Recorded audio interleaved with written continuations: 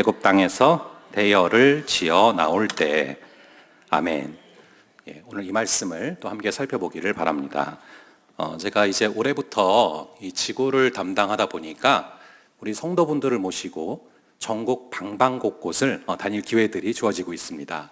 그래서 한 2, 3주 동안에 논산 갔다가 강남 갔다가 춘천 갔다가 서울 갔다가 뭐 이렇게 여기저기 오갈 길이 많이 있었는데요. 상당히 운전을 하다 보면 꽤 긴 거리일 수 있는데 그 시간이 하나도 지루하지 않을 만큼 같이 가시는 권사님들이 이런저런 이야기들을 많이 해주셨는데 그 이야기들이 참 굉장히 마음속에 많이 남게 되는 것 같습니다. 그 중에 하나가 한 권사님께서 광야를 지나가고 계시다라는 거예요. 그런데 이게 터널이면 좋겠는데, 빨리 끝났으면 좋겠는데, 빨리 출구가 나타났으면 좋겠는데 전혀 끝이 보이지 않는 광야와도 같아서 힘들다라는 말씀이셨습니다. 그걸 듣는데 제가 그게 그렇게 구구절절 와닿더라고요. 저도 하루하루 이 광야는 언제 끝날까, 끝이 있을까라는 생각을 하며 살아가고요. 여러분들도 마찬가지실 거라고 생각을 합니다. 그런 우리 가운데 오늘 이 밤 주님 주시는 은혜와 또 주님 주시는 깨달음이 있기를 간절히 바랍니다. 우리가 살다 보면 이처럼 광야에 서 있는 것 같은 그런 느낌을 받을 때가 있습니다. 제가 리젠트에서 유학을 할 때 유진 피터슨 교수님께서 수업 중에 우리가 겪는 광야에 대해서 언급을 하신 적이 있습니다. 이걸 영어로 말씀드리면 저도 여러분도 불편해지니까 이걸 번역해서 그 한글로 그대로 읽어드리면은 다음과 같이 이야기를 하셨습니다. 화면에 보시면 나오는데요. 우리가 아무리 완전히 문명화된 곳에 살고 있다 하더라도 갑자기 광야로 내던져지는 때가 있다. 원래는 모든 것이 잘 풀렸다. 우리는 한 분야에서 전문성을 얻었고 직업을 얻었고 좋은 차를 장만을 했다. 장밋빛 미래를 바라보며 스케줄에 따라서 움직였다. 그런데 갑자기 제 정신을 잃어버리게 되는 때가 다가온다. 도무지 이해할 수 없는 이 우리에게 혹은 우리에게 중요한 사람들에게 벌어진다. 격한 감정에 휩쓸리며 전에는 생각지도 않았던 질문들이 우리 안에 벌어지는 것을 경험한다. 우리의 신체, 감정 혹은 직업에 갑작스런 변화가 생긴다. 우리는 스스로를 어찌해야 할지를 모른다. 그렇게 우리는 광야로 들어간다. 그러면서 이런 상황을 실제적 광야는 아니지만 상황적 광야라고 명칭하시는데요. 맞습니다. 우리는 상황적인 광야를 경험하게 될 때가 있습니다. 하지만 그런 상황 속에서도 우리는 믿는 것이 있습니다. 하나님께서는 절대로 실수가 없으시고 우리를 사랑하신다라는 것입니다. 그렇다면 그 광야의 시간을 허락하신 이유가 분명히 있으시고 우리에게 유익한 순간이기 때문에 허락하시는 줄을 믿습니다. 오늘 말씀을 통해서 우리가 살면서 겪게 되는 이 광야를 어떻게 극복해야 되는지를 깨닫는 귀한 시간 되시기를 간절히 바랍니다. 오늘 본문은 막 출애굽이 시작되는 그 상황을 기록하고 있습니다. 이스라엘 백성이 드디어 노예 생활을 마치고 자유로운 몸이 되는 모습을 보여주고 있죠. 여러분들이 잘 아시는 것처럼 10가지 재앙, 피, 개구리, 입, 파리, 악질, 독종, 우방, 메뚜기, 흑암, 장자, 죽음, 이 모든 것들을 통해서 이스라엘의 적 바로는 두 손을 들게 됩니다. 이게 바로 입장에서야 재앙이었지만 이스라엘의 입장에서는 기적이죠. 얼마나 통쾌했겠습니까?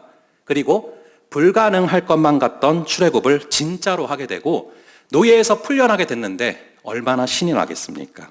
이제는 애굽보다 더 큰 나라가 될 것 같다라는 그런 큰 기대감에 부풀어서 가나안을 향한 첫걸음을 시작하게 됩니다. 그런데 참 이상한 게 하나님께서 인도하시는 게 확실한데 뭔가 첫 단추부터 잘못 껴지는 느낌이 듭니다. 이 17절에 보시면 블레셋 사람의 그 땅의 길은 가까울지라도 그 길로 인도하지 않으셨다라고 기록되죠. 이 블레셋 사람의 길은 말하자면 쇼컷이죠. 지름길입니다. 그 길로 가면은 애굽에서 가나안까지 2주면은 충분히 갈 수 있거든요. 그런데 하나님이 희한하게도 그 길로 인도하지 아니하시고 광야의 길로 인도하십니다. 그래서 무려 40년이 걸리게 되죠. 2주 만에 갈 수 있는 길을 40년이 걸리게 하십니다. 이게 세상의 관점에서 보면은 전혀 효율적이지 않죠. 완전히 낭비죠. 여러분도 어디를 가실 때 가장 적은 비용으로 가장 빨리 도착하고 싶은 것이 인지상정 아닙니까? 하나님께서 우리에게 2주 만에 갈 수 있는 길과 40년이 걸리는 길을 보여주시면서 선택하라면 우리는 당연히 2주 걸리는 길을 선택하겠죠. 그런데 하나님은 이스라엘을 40년이 걸리는 그 길로 인도하십니다. 편하고 쉬운 길을 아예 가지 못하도록 막으시고 광야 길로 돌리시죠. 그럼 여러분, 하나님께서 걷게 하신 그 광야의 길이 어떤 길이었습니까? 이 예레미야 선지자는 출애굽한 이스라엘이 경험했던 광야의 길이 어떤 길인지를 잘 설명해 줍니다. 우리 한번 예레미야 2장 6절, 예레미야 2장 6절의 말씀을 저와 여러분 함께 읽어보겠습니다. 시작. 그들이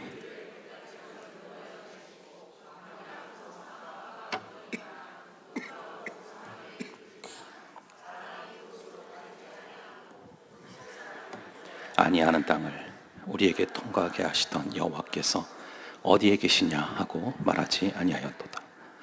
광야가 어떤 곳이죠? 건조하고 사망의 그늘진 땅, 죽음으로 가득한 땅. 그래서 사람이 다닐 수도 없고 살 수도 없는 땅이죠. 그 땅을 하나님께서 일부러 통과하게 하셨다는 것입니다. 우리가 많이 하는 생각 중에 하나가 모든 일이 잘 풀리면 마치 하나님이 함께 하시는 것 같고 어려움과 고난이 생기면 마치 하나님이 나를 버리신 것 같다는 생각입니다. 그런데 이스라엘 백성들을 인도하시는 과정을 보면 꼭 그렇지 않다라는 것을 알게 됩니다.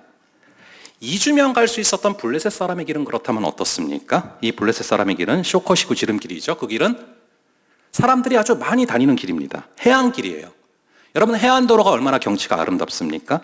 게다가 오늘날 고속도로처럼 뻥 뚫린 길이에요. 편안하고 안전하고 누구의 도움도 필요 없이 걸어갈 수 있는 그런 길이죠. 반대로 광야의 길은 어떻습니까? 구름 기둥, 불 기둥이 없이는 갈 수가 없습니다. 아니, 아예 길이라는 게 없어요. 사망으로 그늘져 있고요. 죽음으로 가득합니다. 그 땅에서는 하나님 말고는 아무런 소망이 없습니다. 아무도 가보지 않은 길이기 때문에 하나님의 인도하심이 없이는 걸어갈 수가 없습니다. 그 땅은 하나님 말고는 기댈 곳이 아무것도 없는 곳입니다. 여기서 우리가 깨닫게 되는 것이 무엇입니까? 하나님이 함께 하시면 무조건 40년이 걸릴 길도 2주 만에 갈 수 있다라고 생각해서는 안 됩니다. 거꾸로 성령께서 인도하시기 때문에 2주 만에 갈 수 있는 길을 40년이 걸리게도 하신다라는 것입니다. 왜냐하면 하나님께서 인도하시는 길은 성공의 길도 아니고 빠른 길도 아니고 하나님만 우리 길 되시는 길이기 때문인 줄로 믿습니다. 여러분, 하나님을 믿는데도 성공을 못하고 계십니까? 하나님이 떠나셔서 그런 것이 아니라 하나님이 우리와 함께 하시기 때문에 그런 것입니다. 하나님을 예배하고 있는데 오히려 더 많은 고통과 어려움이 찾아오고 계십니까? 하나님께서 우리를 일부러 광야의 길로 인도하고 계시기 때문에 그렇습니다. 하나님은 절대로 여러분들의 영혼이 망하도록 내버려 두지 않으십니다. 사랑하면 할수록 더 좁은 길로 인도하시는 하나님이신 줄을 믿으시기 바랍니다. 그런데 이러한 광야의 길을 걸어가게 될 때 하나님께서 주시는 너무나 큰 은혜가 있습니다. 이게 바로 광야의 두 얼굴이죠. 이 광야는 너무 힘든 얼굴을 갖고 있지만 동시에 광야를 통해서만 누릴 수 있는 그 은혜의 얼굴이 있다는 것입니다. 그렇다면 광야의 길에서만 누릴 수 있는 그 은혜가 무엇입니까? 여러분이 신명기 8장 2절을 보시면 우리는 그 힌트를 얻을 수 있습니다.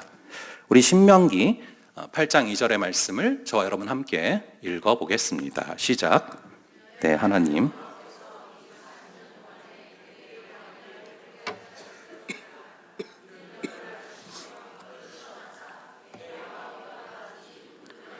지키는지 지키지 않는지 알려 하십니다. 자, 여기 보시면은 내 마음이 어떠한지 이 부분이 영어로 보시면은 What was in your heart라고 써져 있죠. 내 마음 속에 무엇이 들어있는지 그것을 알게 하시려고 일부러 광야를 걷게 하신다라는 것입니다. 여러분들의 마음속 깊은 곳에 무엇이 들어있는지 아십니까? 이 이스라엘 백성들이 광야에서 한 불평들을 살펴보면 우리 마음속에 무엇이 들었는지를 간접적으로 파악해 볼 수가 있는데요. 이스라엘은 홍해가 가로막고 있고 뒤에서 애굽 군대가 쫓아오는 그런 상황이 되자 속마음을 그대로 드러냅니다. 그게 바로 출애굽기 14장 12절인데 이걸 한번 함께 읽어 보겠습니다. 시작. 우리가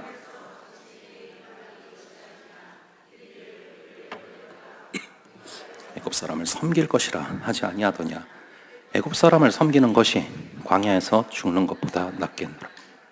원래 마음은 하나님을 섬기려 했던 게 아니라 애굽 사람과 애굽의 신을 섬기려고 했었는데 괜히 끌려 나와서 죽게 됐다라고 마음속 깊은 곳에 있던 진심을 드러내고 있죠. 그리고 신광야에 이르러서 가지고 나온 음식이 하나도 없어졌고 또 주변에 먹을 것이 없자 그러자 무엇이라고 말을 합니까? 한번 출애굽기 16장 3절 출애굽기 16장 3절을 함께 읽어보겠습니다. 시작.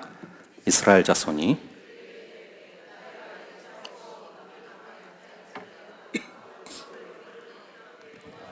죽었더라면 좋았을 것이다. 너희가 이 광야로 우리를 인도해내어 이 온 회중이 주려 죽게 하는도다. 차라리 애굽에서 배부르게 먹다가 죽는 게 날 뻔했다라고 말하죠. 하나님을 믿다가 굶어 죽느니 애굽에서 종살이를 하더라도 애굽의 신을 섬기더라도 밥만 잘 먹고 살 수 있다면 그게 낫겠다라고 불평을 하죠. 그리고 르비딤에 이르러서 먹을 물이 없자 이번에는 하나님이고 모세고 상관없이 불평을 하면서 모세를 돌로 쳐 죽이려는 상황이 벌어집니다. 마치 하나님께서 이스라엘의 마음을 일부러 흔들고 계시는 것처럼 보입니다. 하나님께서 일부러 이렇게 하시는 것처럼 보이죠. 우리 주님께서 먹을 음식과 마실 물이 없을 때 힘들다라는 거 모르시지 않습니다. 하지만 더러운 물병이 있을 때 여기에 물을 담아 마시려면 먼저 이것을 깨끗하게 씻어서 버리고 거기다가 깨끗한 물을 담아서 마셔야 되는 것과 비슷한 맥락에서 이 이스라엘의 삶을 계속해서 뒤집고 흔드시니까 가장 밑에 감추어졌던 더러웠던 것들이 쏟아져 나오는 것이죠. 이 구절들을 묵상해 보니까 이스라엘은 사실 누구를 섬기고 있는 것입니까? 이 출애굽을 하기 전에는 이스라엘이 얼마나 하나님께 울부짖었는지 모릅니다.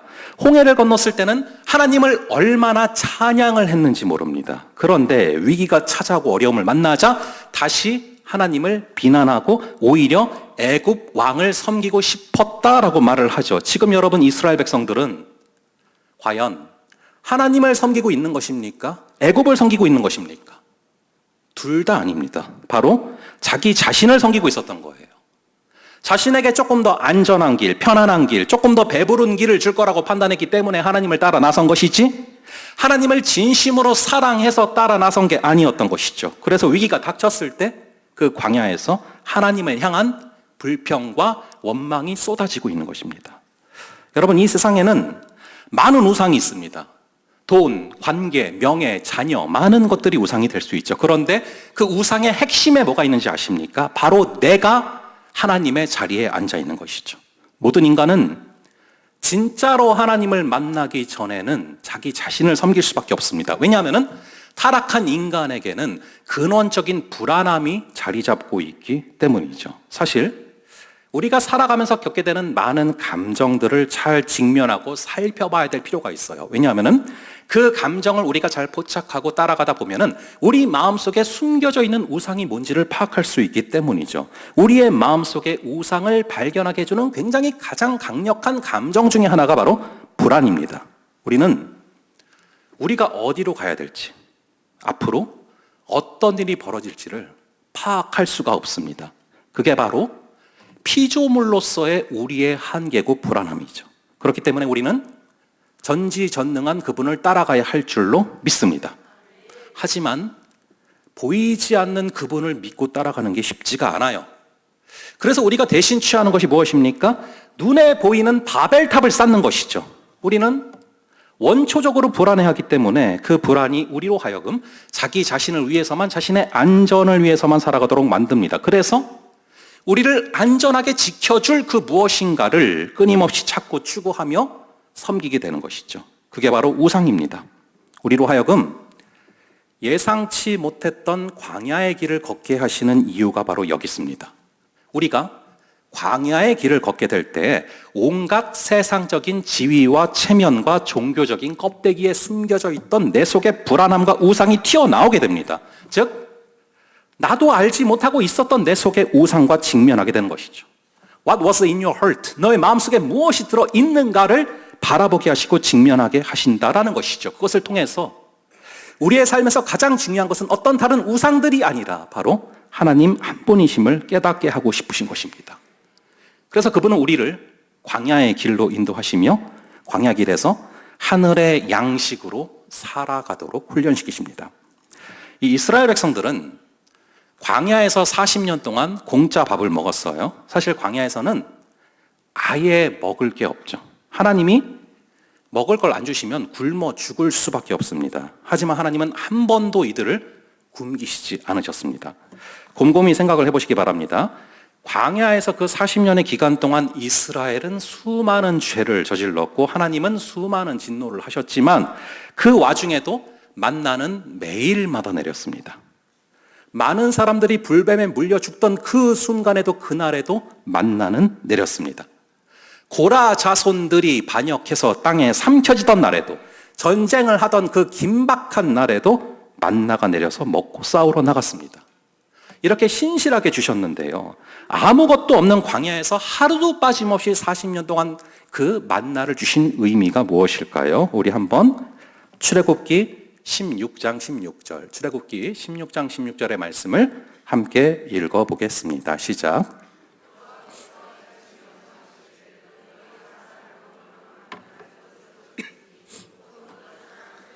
한 사람의 한 오멜씩 거두되 각 사람이 그의 장막에 있는 자들을 위하여 거둘지니라 하였느니라. 자, 여기서 핵심은 각 사람이 먹을 만큼만 거두라는 것입니다. 욕심 부리지 말라는 것이죠. 이후에 19절부터 23절까지를 보시면 하나님께서 만나와 메추라기를 주시면서 첫날에 하신 명령이 매일 그날 먹을 양만큼만 거두고 내일까지 남겨두지 말아라 였습니다. 왜 그날 거둔 것을 내일까지 남겨두지 말라고 하셨을까요? 자, 그럼 반대로 만나를 당일 먹을 것 이상으로 많이 모아두려고 하는 그 사람의 심리는 무엇입니까? 둘 중에 하나일 겁니다. 만나를 무작정 많이 모아두려고 하는 그런 욕심이 있거나 아니면 내일은 혹시 만나가 내리지 않는 게 아닐까라는 그런 염려가 있는 것이죠. 우리는 살면서 종종 욕심을 부립니다. 우리가 꼭 삶이 위태로워서 아니면 먹을 게 없어서 욕심을 부리는 게 아닙니다. 우리는 풍족해도 욕심을 부립니다. 우리는 때로는 자기가 뭘 원하는지 모르면서도 그냥 더 원합니다. 그만큼 이 욕심은 굉장히 뿌리 깊은 죄악이죠. 여러분, 에덴 동산에서 하나님은 모든 실과를 다 먹도록 허락하셨습니다. 그럼 먹고 사는데 전혀 지장이 없죠. 그럼 감사를 해야 되는데 사람은 이미 받은 수많은 실과들에는 감사함이 없고 오히려 먹지 말라는 두 가지 생명나무와 선악과에만 눈이 가는 거예요. 그래서 99가지 받은 것에는 감사함이 없고 없는 것 하나에만 꽂히다 보니까 결국에는 원망이 마음을 장악하고 그래서 죄악으로 치닫게 되죠. 욕심이 잉태한 즉 죄를 낳고 죄가 장성한 즉 사망을 낳는 것입니다. 이처럼 이 욕심은 굉장히 뿌리 깊은 우리 속의 죄악인데요, 이스라엘 백성들에게 바로 이 욕심이 있었던 거죠. 그래서 계속 소유를 하려고 하고요, 뭘 가지면 만족할 줄 모르고 더 가지려고 합니다. 그래서 만나도 며칠치를 막 쌓아놓으려고 하는데 결국 그날 필요한 양식 말고는 다 썩는 거죠. 여러분, 이 만나가 무엇입니까? 하나님께서 약속하신 날 아침에 나가보았더니 지면 위에 서리 같은 것이 뒤덮여 있었다라고 나오죠. 민수기에 보시면은 맛이 꿀 섞은 과자 같더라 라고 나오는데 이게 메이드 인 갓입니다. 하나님이 직접 만드셨는데 얼마나 맛있겠습니까? 저는 어떤 맛일지 정말로 궁금하고요, 천국 가면 하고 싶은 버킷리스트 중에 하나가 만나 먹어보기입니다. 그런데 하나님은 이 만나를 주실 때 마음껏 먹고 마음껏 저축하라고 주신 게 아닙니다. 매일매일 그날 먹을 만큼만 주셨죠. 월용할 양식이 아니라, 연용할 양식이 아니라 일용할 양식을 주옵시 겁니다. 그래서 아침 일찍 나가서 열심히 모아서 하루를 살았는데 밤이 되면 이제 더 이상 내 손에 남아있는 게 없죠. 쉽게 말하면 통장 잔고가 이제 0인 겁니다. 요즘에는 사실은 통장 잔고가 0이어도 성공한 거죠. 뭐 이런저런 대출 받고 뭐 하고 하다 보면은 뭐 마이너스가 될 수도 있는데, 이 마이너스든 0이든 그런 상황이 되면은 사람은요, 아무것도 가진 게 없을 때 마음속에 근원적인 불안함이 엄습합니다. 내일은 어떻게 하지? 지금 아무것도 없는데 내일은 과연 하나님이 만나를 내려주실까? 오늘까지 어쩌다가 우연히 내린 게 아닐까? 결국 그 두려움 가운데 밤을 지새고 다음 날이 되면 장막을 뛰쳐나갑니다. 그러면 또 신기하게 온 지면에 만나가 내려 있는 것이죠. 그런데 저녁이 되면 또다시 두려움이 엄습합니다. 오늘까지 우연히 내린 게 아닐까? 내일도 만나가 있을까? 이 반복되는 과정을 통해서 하나님은 당신의 신실하심을 경험케 하시려는 것입니다.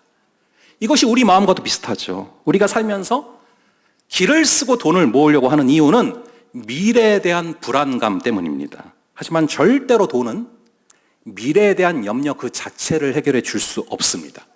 그래서 우리가 돈을 우상이라고 하는 것이죠.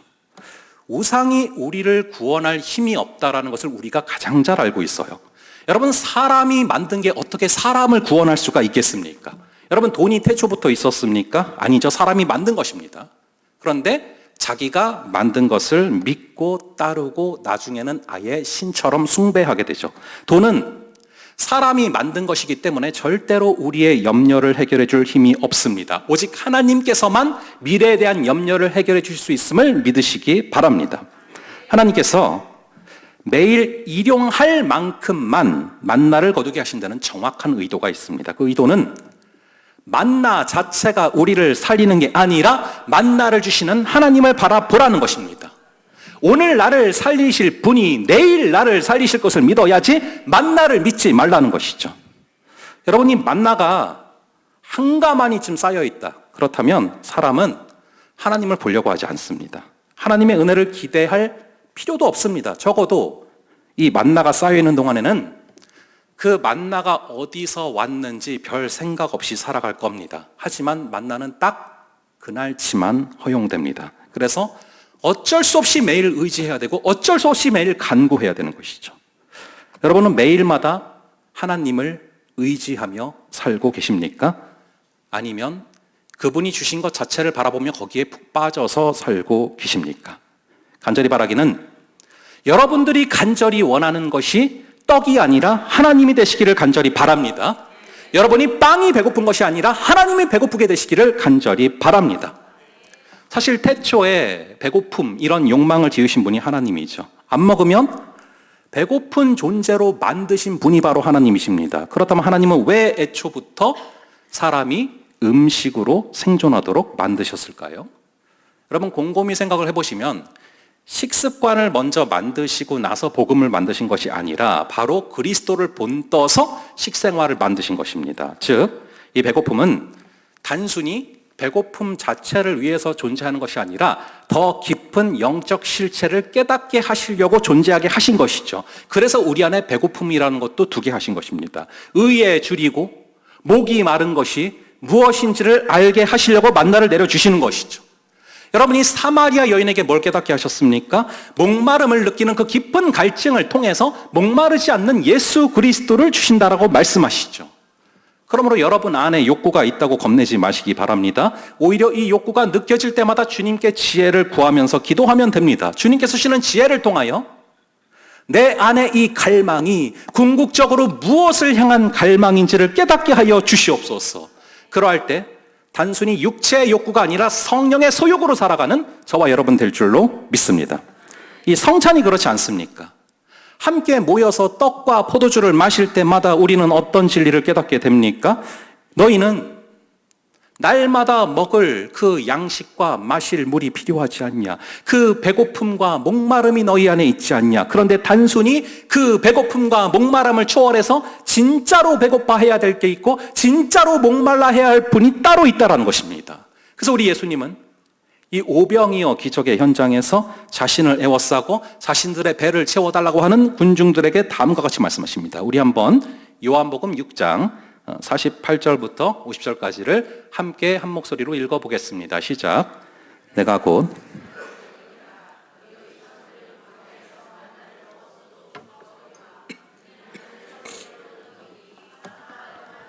죽지 아니하게 하는 것이니라.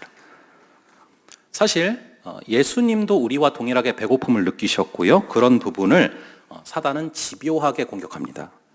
이 사탄이 날마다 우리를 지독하게 공격하지 않습니까? 그런데 여러분, 이 사탄이 심지어 하나님의 아들 예수 그리스도에게도 시험을 걸고 공격을 하는데 우리에게 그러지 않을 거라고 순진한 생각을 하시면 안 됩니다. 오히려 당연히 우리를 공격할 거라고 생각을 하고 사단을 예수님께서 어떻게 이기셨는지 그 패턴을 분석해서 그 지혜로 오히려 그 싸움을 대비하는 것이 지혜로운 줄로 믿습니다.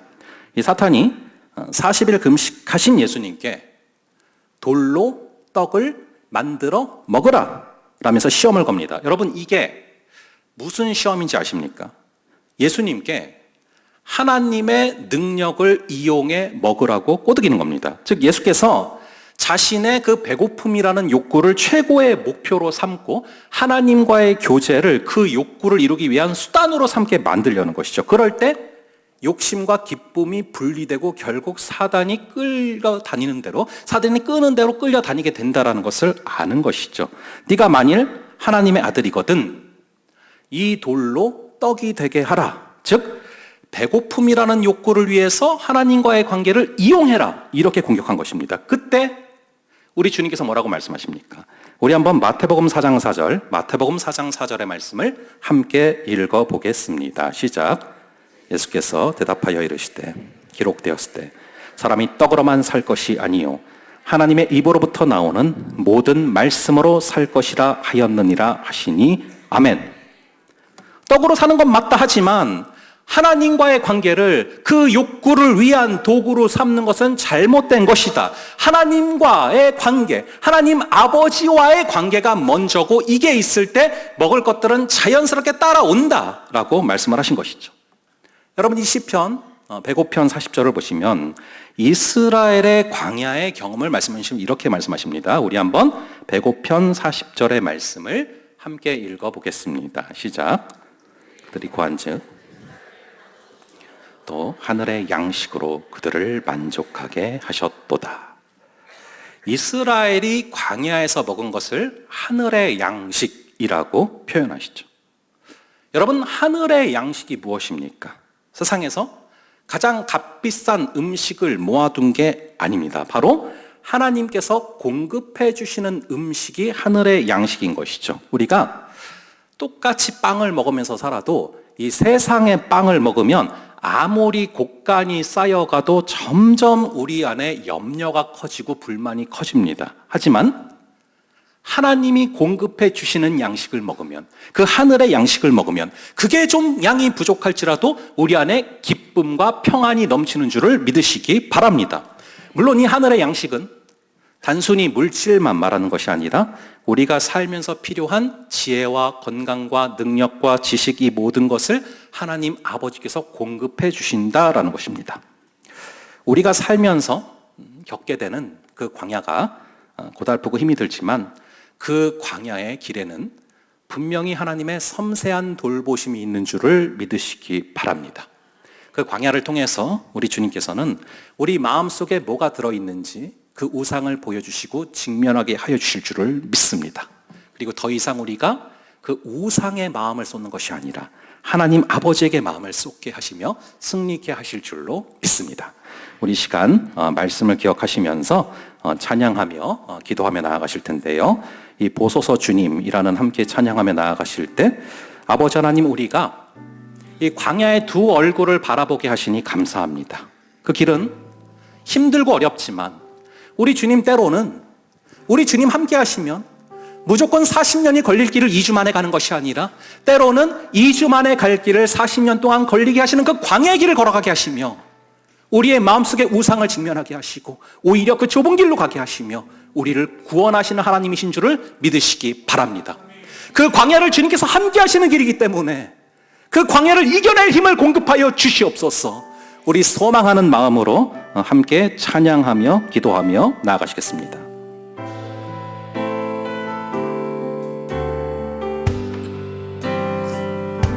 보소서 주님, 나의 마음을